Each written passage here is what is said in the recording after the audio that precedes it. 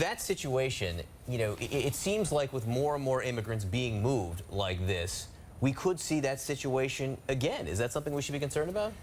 There's a deafening silence in Washington, and unfortunately a president who seems to be sending out a confused message right now. He's deported more people than any other president in our nation's history.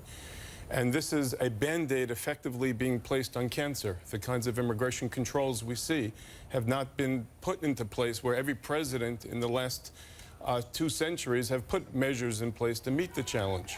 And it's as if the 2 parents went in the backyard and the kids are fighting in the front yard. Look at the poor judgment and taste, how a nation built on the backs of immigrants. I'm a 2nd-generation immigration lawyer. All day long, I spend time trying to help people come to this country through family petitions, business applications, and so forth.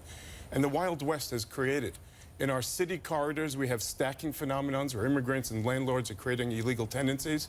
In the southern border, we have an underground culture, an industry on both sides of the border. We have jails that are now being used, and people have heads to the bed, and they're making money in America, and we have smugglers taking children across. Well, and that brings us to this scenario that we're seeing.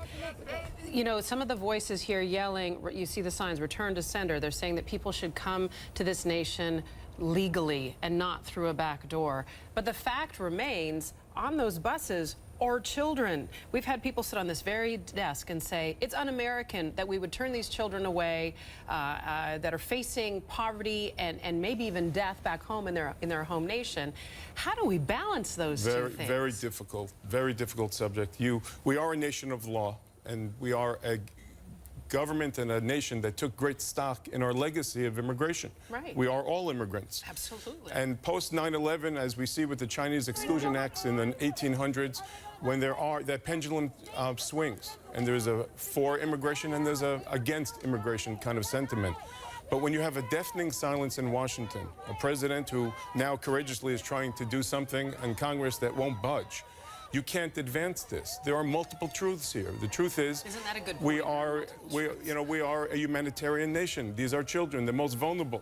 They may have good political or criminal activity that they're seeking refuge from. Your lawyer, what legal protection do they have on that bus? When that bus arrives in that town with angry protesters, what legal protection do the people on the bus have? Because they're minors, legally they don't accrue unlawful presence until a later time in their life. It's not a criminal act for them to have entered the United States, and their sustained presence on U.S. soil is not criminally sanctioned. Until what age? Until at age 18. But but it's not even a criminal act at that point. The problem is that since they are minors, and since one state doesn't have the facilities, again, they're passing the can down the hall. This is now going to go to another state that has room. And that culture, again, immigration detention centers where you're putting these poor children next to hardened criminals until they have a day in court, is just unbelievably poor judgment. Now, listen, I'm formerly a federal prosecutor. I'm formerly a mayor in New Jersey, where I live. Everybody's right, everybody's wrong. Taxpayers should not be paying for this. This is not America's financial problem. Right. On the other hand, if we hold ourselves over as the world's cop and we are the greatest experiment in democracy, we should have a system of law that will meet and change with the times. The last time we changed our immigration laws was President Reagan, and an economy that was more robust and very different than now. And these are people, immigrants, that will roll up their sleeves and help right our economic ship. And Homeland Security is not just border control. It's taking care of our economic needs at the same time.